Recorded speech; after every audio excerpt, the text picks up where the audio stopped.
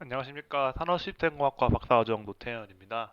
특허 분석을 활용한 퇴비 기술의 역사 그리고 미래를 예측한 논문에 대해서 발표 시작하겠습니다. 발표를 시작하기에 앞서 저널을 보면은 일반적으로 저희가 기술 경영 분야의 논문이 아니죠. 특정 기술 분야 하나에 대한 저널이기 때문에 뭐 복잡한 특허 활용 방법이나 알고리즘은 많이 없고 특허를 어떻게 활용했는지, 어떤 관점에서 특허의 정량적 지표와 정상적 지표를 활용했는지 위주로 발표를 드리도록 하겠습니다. 네, 간략하게 어떤 논문인지 설명을 드리고 다음과 같은 순서로 진행을 하겠습니다. 서두에 말씀드렸다시피 특허를 보는 새로운 관점, 완전히 새로운 알고리즘이나 방법론에 대한 것은 아니고 좀 전통적인 방식과 조금 다른 아이디어를 통해서 특허 분석을 한 연구였고 퇴비 기술의 수평 발전을 위한 궤적을 예측했다라고 적혀 있는데 이 수평 발전이라는 게 논문 내에서 정확하게 표현을 하고 있지는 않습니다. 기술 분야가 균등하게 발전을 하는 것인지 이게 전 세계가 공동 전 세계의 관점으로 뭐 한국이 발전하고 일본도 수평적으로 발전하는 것인지 의미가 정확하게 정해되어 있지는 않은데 논문의 흐름상 하나의 퇴비 기술이라는 게 전 세계에서 이슈가 되는 기술이고 전 세계에 필요한 기술인 만큼 한국의 뭐 특정 나라의 퇴비 기술이 해외 다른 좀 기술이 열등한 나라에 수평적으로 발전하기 위한 방법에 대한 예측이다라고 이해를 했습니다. 그 연구의 필요성 같은 경우에는 특허 분석에 대한 전통적인 것과 크게 다르지 않습니다. 개인의 기술 지식에 의지하고 있고 정량적으로 보기 정량적으로만 보고 있기 때문에 세부 사항을 파악하지 못하다라고 말하고 있고 특이하게 논문 중에 이런 말이 있습니다. 단 한 번도 논문 이 특허 분석을 통해서 퇴비 기술을 분석한 적이 없다라고 하는데 이것은 강조하기 위한 것인 것 같아서 따로 추가하진 않았습니다. 주요 연구 내용의 경우 퇴비 기술에 대해서 과거부터 찬찬히 설명을 하고 있기 때문에 저도 퇴비 기술에 대해 잘 몰랐는데 좀 디테일하게 알 수가 있었고 뭐 사회 시간에 배웠을 법한 그런 규약들에 대해서 자세히 설명을 하고 있습니다. 그리고 각 단계별로 어떤 기술적 특성이 있었는지를 표현하고 있고 이제 따라서 저 수평 발전 한 국가에서 단독으로 발전하는 것이 아니라 전 세계가 수평적으로 발전하기 위해서는 어떤 기술을 발전해야 되는지를 제시하고 있습니다.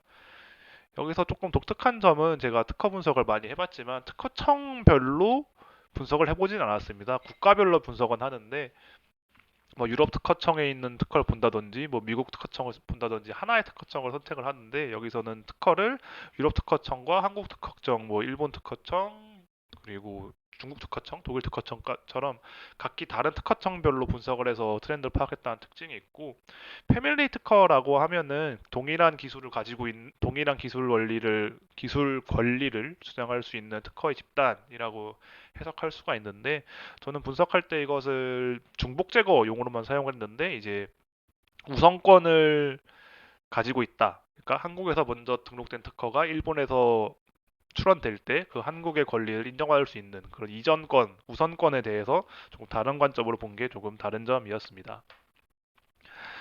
본격적으로 발표를 시작할 내용에 대해서 설명을 드리면 퇴비 기술이 지금 탈탄소하고 우리나라도 지금 되게 정책적으로 많은 이슈가 되고 있는데 탈탄소라는 게 그 탈탄소라고 하는데 퇴비 기술이 거기서 중요한 이유가 경작지 땅에 탄소가 가장 많이 저장되어 있고 이 땅을 활용하다 보면은 즉 경작 이제 뭐 농사를 짓죠. 농사를 지으면은 거기 있는 양분이 빠져나가고 있다.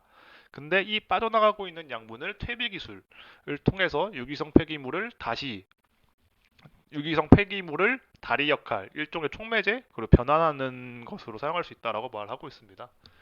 그래서 저는 퇴비 기술이 그냥 그 식물을 잘 자라게 하는 용도 정도로만 알고 있었는데 결국 이게 식물을 잘 자라게 하는 것뿐만 아니라 토양의 기능을 다시 회복시킬 수 있다라고 말하고 있습니다. 따라서 퇴비 기술에 대해서 과거를 이해하고 미래를 예측할 필요가 있다. 나아가서 수평적 그 자연의 에너지이기 때문에 이 에너지는 전 세계에서 잘 활용되어야 하기 때문에 수평적 발전이 중요하다라고 말하는 것으로 이해를 했습니다. 그래서 퇴비 기술이 지속 가능한 계속해서 탄소 소비가 되고 다시 저장이 되기 때문에 지속 가능한 퇴비 기술을 할 발전을 위한 요소는 과거를 알고 어떤 주제를 알아야 하는지, 어떻게 보면 당연한 이야기죠. 과거를 알아야 미래를 예측하는 것을 필수 요소라고 말했고, 이 탈탄소라는 기술이 그 탄소가 뭐, 뭐 전 세계적으로 계속 이슈가 되었죠. 이것에 대한 기존 한계점은 이제 개인의 지식 그리고 문헌 리뷰가 부족하다라고 말하고 있고, 또 상세적인 기술이 없다, 기술적인 기술 문헌의 고찰이 없다라는 것을 하고 있는데, 이것을 특허 분석을 통해서 수많은 특허를 분석을 해서 적은 양의 문헌 리뷰를 극복하고, 또 이제 컨텍스트 분석이 가능하기 때문에 상세한 기술 문헌까지 반영할 수 있다라고 말을 하고 있습니다. 그래서 특허 데이터에 대해서 뭐 간략하게 설명을 하고 있는데, 특허는 결국 과학적 화두, 이제 주제들이죠. 주제들과 어떻게 개발되고 있는지 파악할 수 있고, 이것을 활용하기 위해서 1963년과 2019년 사이에 11,701건의 특허를 분석하였습니다. 사실 뭐 제가 현업에서 일을 하는 거나 요즘 연구실에서 분석하는 11,000건이 많은 것은 아닌데, 이 연구에서 처음 말했듯이 특허 분석을 처음에 많이 없었는데 최초로 했다라고 했기 때문에 뭐 11,000건 특허를 분석하고 있다라고 좀 강조를 하고 있습니다. 목적은 앞서 말씀드린 바와 같이 과거를 이해하고 그 단계별로 어떤 특성이 있었는지, 그래서 어떻게 발전할 것인지, 어떤 방향, 어떤 주제가 필요한지를 예측하는 것을 목적으로 하고 있습니다. 데이터 같은 경우에는 조금 특허 분석하다 보면은 놓칠 수 있는 부분들이 조금 있는데, 거기에 대해서 좀 설명을 해놔서 다시 한번 제 자신을 반성하면서 읽었는데, 이 더윈트 이노베이션 인덱스라고 해서 저희가 위즈 도메인, 윕스 뭐 이런 식으로 하는데, 그게 인덱스 하는 또 다른 상위, 저희가 쓰는 건 이제 DB만 사용을 하고 있는 것이고, 특허를 제공하는 음, 뭐 사이테이션 DB라고도 많이 이야기를 하는데, 여튼 특허 윕스 이런 게 아니라 이런 더먼트 이노베이션 인덱스라는 것에서 제공하는 특허를 제공을 했고, 특히 이 DII는 화학과 공학 관련된 특허가 많다라는 걸 특징을 하고 있고, 결국 이제 비료기술도 공학이 있으므로 더윈트 인덱스를 쓰는 게 유의미하다. 그래서 다른 연구는 태양광 연구, 바이오매스 에너지 연구, 즉 에너지 관련 연구죠. 이제 친환경도 유사한 것을 쓰고 있기 때문에 본 연구에서도 DII를 썼다라고 말하고 있습니다. 특허 수집 같은 경우는 검색식이 표현만 이렇게 된 것인지 상당히 간단하게 표현되어 있는데, 뭐 거름, 퇴비, 슬러지, 폐기물에 대한 컴포지션으로 간단하게 했고, 스트로를 검색하니까 빨대로만 나오는데 이게 퇴비라는 기술도 있더라고요. 이제 구글 번역기를 통해서 읽으셨으면 좀 난해하셨을 텐데, 저도 난했는데 찾아보니 퇴비라는 기술이었습니다. 그래서 이게 14,000건의 특허를 수집하고 노이즈를 제거했는데, 여기서 좀 특징적인 게 퇴비화 기술 이라고 하면서 퇴비화 될 수 있는 물질을 임의를 제거를 하였습니다. 여기 본 연구 주제 같은 경우는 퇴비 기술이라고 해서 퇴비화 될 수 있는 물질도 있는데, 결국 여기 앞서 말했던 퇴비 기술이 중요한 이유가 다시 이 다리 역할을 할 수 있는 특허로 좀 한정하기 위해서 퇴비화 될 수 있는 물질과 퇴비 적용의 장점, 뭐 장점은 뭐 잘 자는 거겠죠. 이런 거는 이 작성자가, 연구자가 제외를 했다라는 특징이 있습니다. 그래서 이 연구를 보면은 좀 뭐 엑셀을 썼다, 엑셀에 있는 뭐 소프트웨어를 썼다라는 게 상당히 많이 나와 있는데, 이 중국에서 많이 하고 있는 상용 소프트웨어를 썼다 정도로만 간단하게 정리를 하였습니다. 그래서 엑셀에 좀 애드온 같은 기술 썼다라고 말하고 있는데, 그래서 2000 엑셀을 사용했고, 이제 우선순위 국가 페이턴트 패밀리를 했는데, 이거 앞서 말씀드렸다시피 한국 특허청에 패밀리 특허의 이제 우선권 주장이라는 것에 대해서 좀 간략하게 설명드리면, 2019년에 특허가 출원이 되고 동일한 기술 원리를 일본에 청구를 하였을 때, 일본 특허청에서도 뭐 우선 이제 이 특허가 뭐 신규하지 않다라든지 뭐 다른 차이점이 없다라고 이제 판단이 될 수 있는데, 그 판단에 대한 근거를 한국 특허청에 등록될 때 시점, 즉 2019년에 그거를 기반으로 우선권을 주장할 수 있다라는 것입니다. 이 말은 즉, 한국 특허청에서 등록된 이 기술을 일본에서도 권리를 획득하고 싶다. 한 단계 더 나아가면은 이 기술을 일본에도 적용시키고 싶다. 권리 획득은 이제 출원인의 입장이고, 이것을 활용하는 사용자의 입장에서는 이 기술이, 한국의 기술이 일본에 넘어왔다, 이렇게, 혹은 수입 수출됐다라고도 해석을 하고 있습니다. 이걸 통해서 뒤에도 간단하게 분석을 하는데, 그 부분은 조금 뒤에 다시 한번 말씀을 드리겠습니다. 그래서 소프트웨어를 통해 시각적 데이터 분석 및 그래프를 출력하는데, 이 시각적 분석 툴과 그래픽 출력 툴이 있어서 한번 들어가 봤습니다. 근데 요거 둘 다 무료는 아니고 뭐 그 테스트 아이디 체험판으로 제공을 하고 있는데 그렇게 막 엄청 매력적이진 않았습니다. 그리고 이 부분은 이제 특허의 이제 비정형 스크립트 분석이라고 했는데 저희 텍스트 분석이라고 하는데 여기 왜 스크립트 분석이라고 표현을 했는지 봤더니 특정 DB를 사용하지 않고 DII에서 그대로 가지고 온 것 같더라고요. 스크립트를 가지고 와서 뭐 벌크 데이터 받으면 많이 하시는 방식으로 XLM 파일을 분석한다든지 뭐 제이스 분석을 파싱한다든지 그렇게 됐는데 여기서도 그렇게 분석을 한 것 같더라고요. 그래서 이제 이 디스크립션 중에 테크놀로지 인포메이션 영역은 이 노란 부분 이 부분과 뭐 요약 당연히 쓰는데 여기는 이제 디스크립션까지 썼다는 특징이 있습니다. 아무래도 DB를 쓰시면은 디스크립션이 안 들어가는데 여기서는 이제 그냥 DII를 바로 썼기 때문에 이 디스크립션까지 가지고 올 수 있는 가지고 와서 키워드 분석을 진행을 했고 또 파이썬을 썼다고 합니다. 결국 엑셀과 파이썬을 쓴 거여서 읽으면서 좀 내적 친밀감을 많이 느꼈습니다. 제가 그렇기 때문에.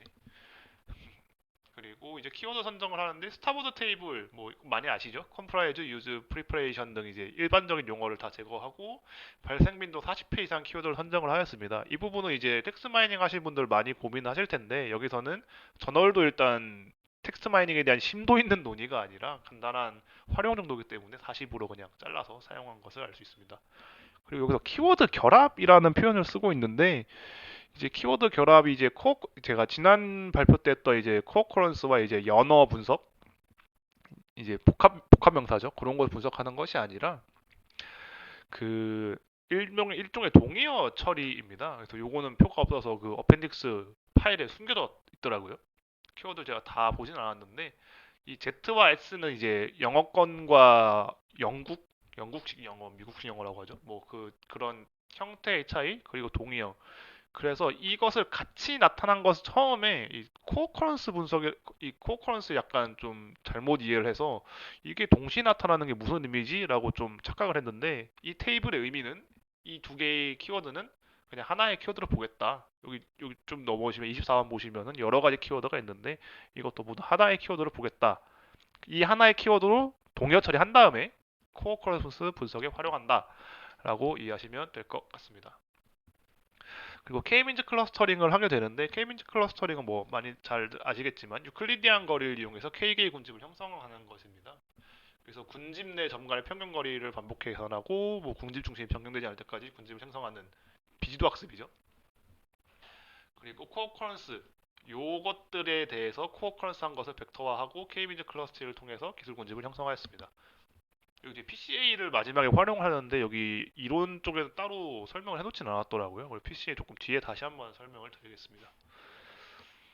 그래서 이론은 사실 상당히 간단합니다. 키워드 분석하고 코어커런스 이게 동의어 합치고 그다음에 K-민즈 했다라고 하기 때문에 큰 뭐 이론적 어려움은 없었습니다. 다만 해석하는 방식을 좀 디테일하게 돼 있어서 이걸 하면서 저도 보고서를 좀 이렇게 써봐야겠다라는 생각을 많이 들었는데 총 3개의 구간으로 나뉩니다. 뭐 버딩 스테이지, 디벨로핑 스테이지, 익스패딩 스테이지라고 해서 특허가 좀 적다가 요 시점을 기간으로 갑자기 올라가고 급격히 올라가다가 여기 한번 꺾였다가 다시 급격하게 증가하는 구간을 하고 있는데 뭐 많은 특허와 논문이 이제 한계점이자 특징이죠. 약 18개월이 걸리기 때문에 18년과 19년은 여기가 좀 텍스트 품질이 안 좋은데 17년에서 올라가다가 18년, 19년 떨어진 것이 이게 뭐 발전을 멈췄다라는 의미가 아니라 이 특허 출원 기간이 18개월 정도 걸리기 때문에 그것이 반영이 됐다라고 여기서도 다시 한번 설명을 하고 있습니다. 그래서 이 특허 출원을 한 것들을 봤는데 상위 10개 기관을 이제 아마 출원인 분석을 해서 했는데 일본과 중국, 독일이 있는데 중국의 산행기관이 모두 대학과 연구기관이 구성되었다. 이게 어떤 왜 이 말을 했는지 싶었는데 뒤에 조금 나옵니다. 이거 중국에서 요 한 2007년 그때부터 이제 특허 IP 전략에 대해서 하기 때문에 그것을 등에 업고 그것을 발판 삼아 업체보단 이제 제조업체보다는 기관이나 대학이 많이 하고 있다라는 말을 하고 있습니다. 그리고 특허를 출원하는 국가는 상당히 많은데 총 9개의 국만이 100개 이상의 특허를 추구하고 있어서 이제 탑 10으로 분석을 해도 의미가 있다라고 간단하게 언급을 하고 있고, 이제 중국, 일본, 독일 이 100개 중, 이 9개 중에서도 중국, 일본, 독일이 아주 많은 비율을 차지하고 있다라는 것을 설명하고 있습니다. 그래서 요 그림 하나하나에 대해서 이제 왜 전 세계적으로 이런 트렌드가 발생을 했는지 그렇게 설명을 하고 있는데, 여기는 이제 조금 사회 및 지구과학 시간 느낌이죠. 이제 72년에 뭐 인간환경선언, 여긴 별 차이가 없다가 바젤 협정. 이제 사실 여기서 제가 개인적으로 느낀 바는 선언은 하겠다고 협정을 하지 마의 성향이 강하잖아요. 그래서 이제 89년에 2년 있다가 이게 올라가는 걸 볼 수 있고, 92년에도 협약이죠. 하지 마라. 줄이기 위해서 뭐 하지 마라. 라는 거여서 여기가 92년인데 또 2년 있다가 이렇게 팍 올라가는 모습을 보이고 있습니다. 그리고 교토의정설 기점으로 여기서 확 오르고 있는데, 뭐 교토의정서에 대한 내용을 상세히 설명은 되어 있으나 저희 지금 기술경영 분야의 수업을 듣고 리뷰를 하고 있기 때문에 상세한 협정 내용을 일단 패스하도록 하겠습니다. 그리고 중국이 가장 먼저 나오는데, 이제 앞서 말씀드린 2008년 기점으로 엄청나게 증가합니다.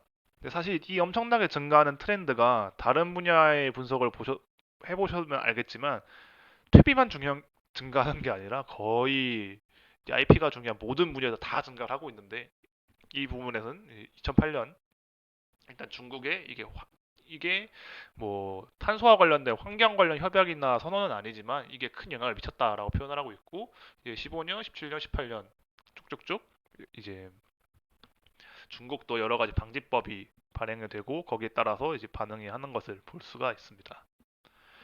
그래서 일본과 독일의 경우 조금 퍼센트는 많지만 최근에는 많이 없는 경향성을 띠고 있는데요. 그게 일본 같은 경우는 87년, 여기 그게 빠졌네요. 왼쪽이 왼쪽 일본. 네, 이쪽 일본이네요. 네, 왼쪽이 일본인데 일본에서 1987년 여기쯤이죠. 여기쯤 했다가 2년 있다가 갑자기 확 떨어진 거죠.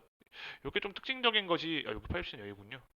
하다가 급격하게 감소하고 있다라는 게, 항상 정책이 늘어나는 것만 하는 것이 아니라 떨어지는 경향도 보인다라는 것을 보이고 있습니다. 뭐 독일도 비슷한 몇 가지가 있죠.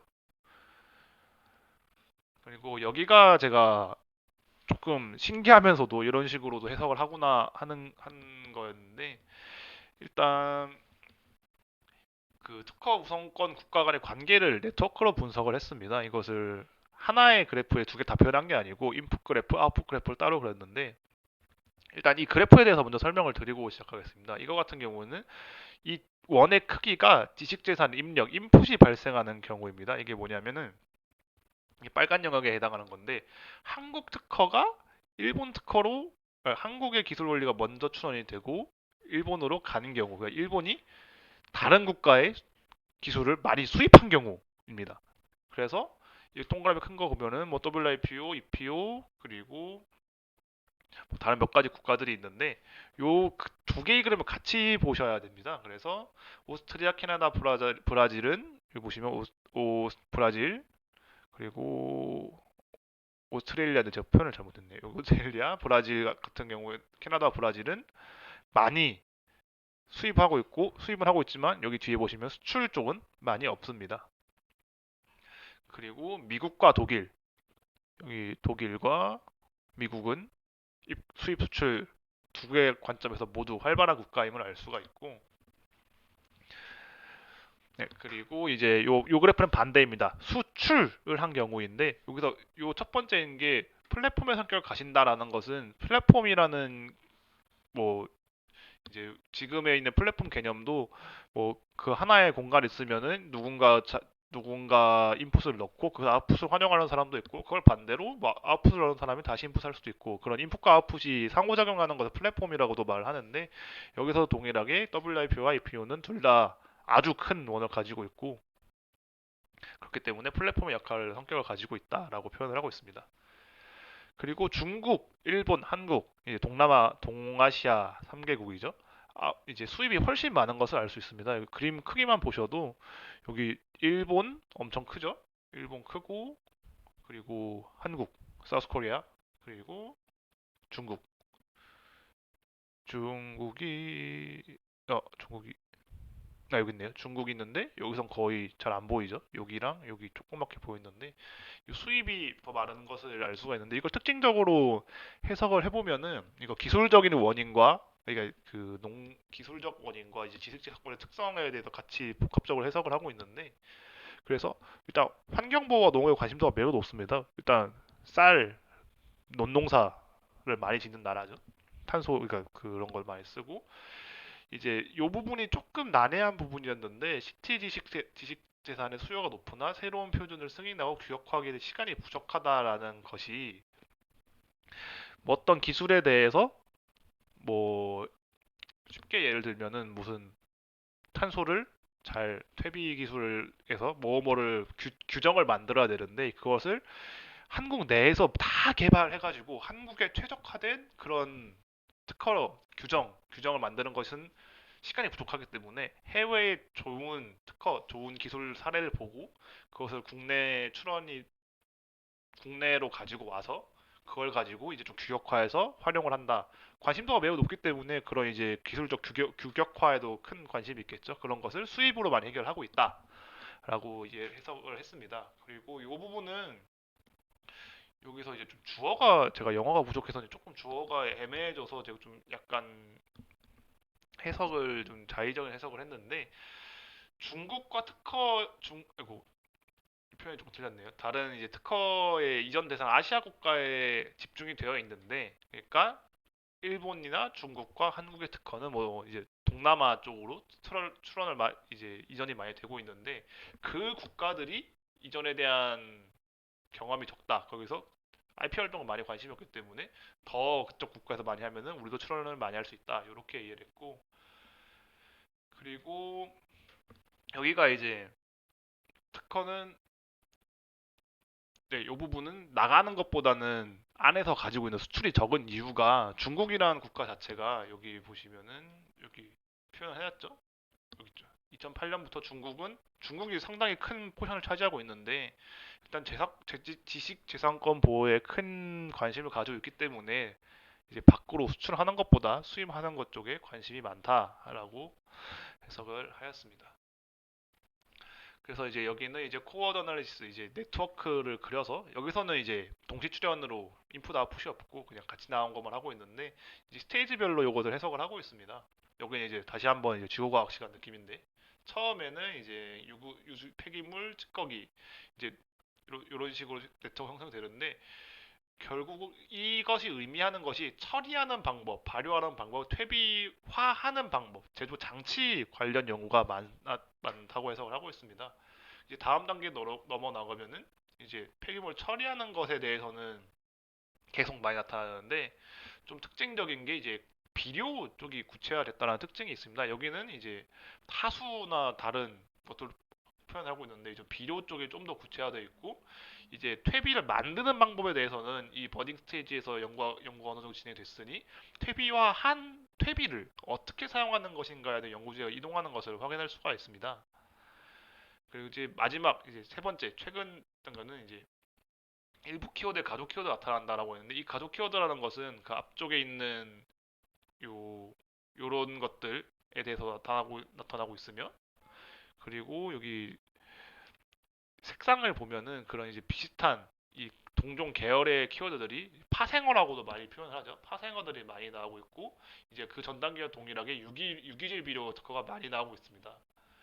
그리고 이제 미생물하고 미생물이 비료에 적용이 돼서 퇴비화하는 게 품질과 속도가 향상이 되고 있고 이제 녹색 노드 이쪽을 보시면은 이 네트워크를 보는 방법이 조금씩 다른데 이게 하나의 키워드 분류가 하나 좀 뭉쳐 있으면은 이게 좀 다른 색깔에 비해서 한쪽에 몰려 있죠. 이게 좀 많은 연구가 진행이 되고 이 높은 연구 집중도를 가지고 있다고 표현할 수 있는데 결국 이거 다 산소에 관련된 것들이기 때문에 이제 산소 공급이 매우 중요하다.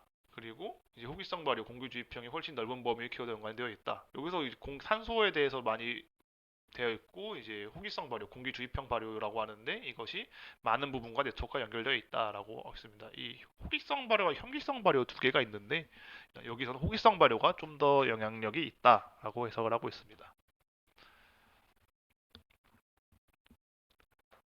네. 그래서 요약을 하면은 이제 폐기물, 찌꺼기 발효조, 수분 함량, 호기성 발효 간에 이제 네트워크가 알 수 있고 결국 폐기물을 관리하는 것에서 유기질 비료를 어떻게 활용하는지 어떻게 잘 만드는지 이동하고 있습니다. 여기 약간 중국 이야기가 갑자기 나오는데 중국에는 잔류물이 약 7억 330만 톤이 달하지만 처리하기 어려우므로 그리고 이 잔류물이 이제 집 처리, 농작물의 잔류물의 대부분이기 때문에 이것은 방법을 개선할 필요가 있다라고 했습니다. 그래서 스트로 인코퍼레이션 그 이제 퇴비 앞쪽에 그 그것에 해석 처리하는 방법 그리고 이제 많기 때문에 고비용과 저효율의 유기비료가 많이 생산되고 있는데 이것을 기술을 개선하는 두 가지 연구제를 앞쪽 키워드 네트워크 분석을 통해서 제시를 하고 있습니다. 그 다음에는 이제 클러스터링을 하게 되는데 사실 K는 4라는 수치 자체가 경험상 상당히 작은 주제인데 좀 큼직큼직하게 보기 위해서 K는 4를 이용해서 클러스터링 한 것 같습니다. 그래서 앞서 보신 그 네트워크 분석과 비슷하게 퇴비화 장치 그리고 농업용 고형 폐기물 퇴비 그리고 퇴비를 만드는 방법 하수 찌꺼기 퇴비 이렇게 있는데 요 네 개를 통해서 요 네 개는 이제 색상은 사실 큰 의미가 없다고 하더라고요. 저는 뭐 같은 의미가 있는지 찾아봤는데 색상은 큰 의미가 없고 랜덤하게 되어 있고 그래서 큰 네 개의 주제로 연구가 되고 있다라고 해석을 하고 있습니다. 그리고 이제 PCA를 사용을 하게 되는데 사실 저는 PCA가 갑자기 나와서 제가 빼먹은 줄 알았는데 그냥 PCA 연구가 많이 없더라고요. 그래서 이제 PCA는 이제 차원 축소를 통해서 차원 축소 신기면은 2차원의 표현이 되죠. 원래 키워드 벡터가 엄청나게 많은 차원을 가지고 있는데 그걸 2차원으로 만들고 공백 영역을 사용하기 위해 PCA를 사용하고 있습니다. 그래서 이제 이전 특성이 없는 우선권이 없는 특허를 대상으로 PCA를 진행했는데 이게 실제 그래프에는 이제 된 적이 없는 것도 나와 있기 때문에 이걸 우선으로 해석을 하겠다라고 정도로 조금 이해를 해야 될 것 같습니다. 이해를 했습니다. 저는 조금 이해가 안 돼서. 그래서 이제 우선권을 주장한 영역, 트랜스퍼드 영역이 영역에 이전되지 않은 특허가 너무 많으면은 이제 수평적 혁신의 잠재력이 없다. 이제 앞서 말씀드렸다시피 정확하게 정의는 안 돼 있는데 다른 국가에 이제 기술이 확산되는 것에 대한 잠재력이 없다라고 해석을 하였습니다. 그래서 그래프를 보시면은 요 매트릭스를 보시면 요거를 이 점에 대해 하나하나 좀 읽어가면서 정의를 한 것 같더라고요. 이 점에 대해서 다 표현도 하고 이제 요 점의 특징을 점을 이렇게 이어서 이 영역의 어떤 요 점 하나하나가 어떤 기술인지 보고 이것을 이어보고 다 해석을 한 것으로 예상이 됩니다. 그래서 A와 B는 이제 수평적 혁신, 이제 헤드빈 트랜스퍼드 이게 특허가 다른 국가로 수출이 되는 경우인데 너무 점이 많죠. 요 A나 B는 그렇기 때문에 수평적 혁신, 추가적 혁신은 가능성이 낮다. 그 부분은 이제 비료 생산 공정과 퇴비화 장치가 있고 C와 D 영역 같은 경우에는 수평적 혁신이 완료되었으나 여기 다 빨간 점이 된 건데 조금씩만 있죠. 그래서 중간 정도 혁신 가능성이 있다라고 하고 있고 이제 이 영역 같은 경우에는 요 하나 둘 셋 넷 다섯 개인데 사실 얘도 들어가 있는 거긴 한데 여기서는 안에 이것이 하나의 기술 분야에 해당하는데 이 안에 점이 없으므로 이 수평적 혁신이 잠재적 발전이 가능한 부분이다. 잠재적 발명이 가능한 부분이다라고 해석을 하고 있습니다. 그래서 이 분석에 대해서 스토리 자체가 좀 결론을 정해놓고 데이터를 넣었나? 라는 느낌이 조금 들긴 했는데 그래서 결국 이 연구의 결론은 이 네트워크 분석과 요 클러스터링을 통해서 이 연구 분야 네 가지를 제안을 하고 요 이제 PCA를 통해서 트랜스퍼에 대한 개념, 그 우선권 주장에 대한 개념을 이용해서 여기 이 공백 영역 같은 공백 영역에 대한 이론을 같이 도입을 해서 본인이 제시한 네 가지 분야에 대해서 유의미한 연구 방향이다라고 결론을 내고 있습니다. 그래서 토양 개량 및 광물 적용, 그리고 현기성 발효, 퇴비와 미생물 적용, 퇴비 공정 및 지피 퇴비화 방법, 고효율 유기비료의 제조 방법이 중요하다라고 결론을 내고 있습니다. 그래서 이 논문을 읽으면서 좀 이제 퇴비 쪽 이론이 너무 많아서 제가 풀리하게 소화를 하진 못했는데, 특징적으로 볼 것은 이제 요 특허청을 나눠서 본 지점, 그리고 여기 요 공백 영역의 이제 특허 이전을 사용해서 요 공백 영역을 제시했다 정도가 특징으로 이해하시면 될 것 같습니다. 네, 이번 제가 준비한 발표는 여기까지고요. 그 댓글에 제가 그 자료실에 올려 댓글을 남겨주시면은 제가 보고 최대한 빠르게 답변 드릴 수 있도록 하겠습니다. 네, 이상입니다. 감사합니다.